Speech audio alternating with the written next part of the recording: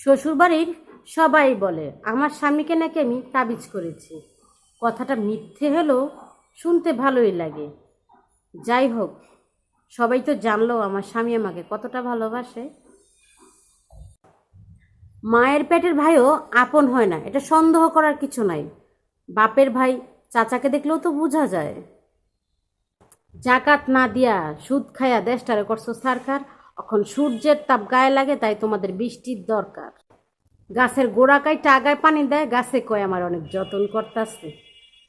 যেই দেশে ধর্ষণের পক্ষে উকিল পাওয়া যায়, সেই দেশে হাজার পড়াশোনা করেও জজ হয়ে কোনো লাভ নাই। শ্বশুর বাড়িতে না ভেজা বেড়ালের মতো না, বাঘিনীর মতো থাকো।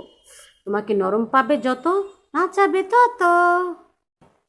আমি সম্পর্ক বাঁচানোর জন্য মাথা নত করলাম, আর সে আমাকে সস্তা মনে করে অবহেলাই করে গেল।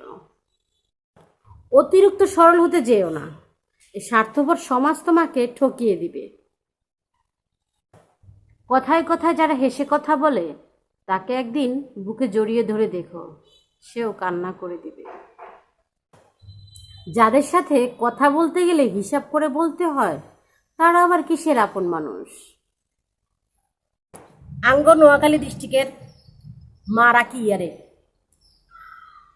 মাইয়ার জামাই যদি মাইয়ার মাইয়ার কথা মতো উড়ে বইয়ে আয়ে মনুজ্ঞা মাইয়ার জামাই হাইছি এত বালা হাগুমা হুলাগা এত বালা পুরো এলাকা মাইকিন করি করি।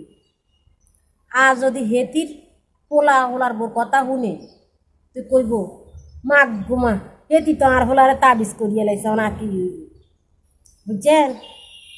এটা হচ্ছে আঙ্গ নোয়াখালী। অন্যের খুশিতে যার পিছন জ্বলে, মানুষ রূপে তাকে জোনাকি বলে।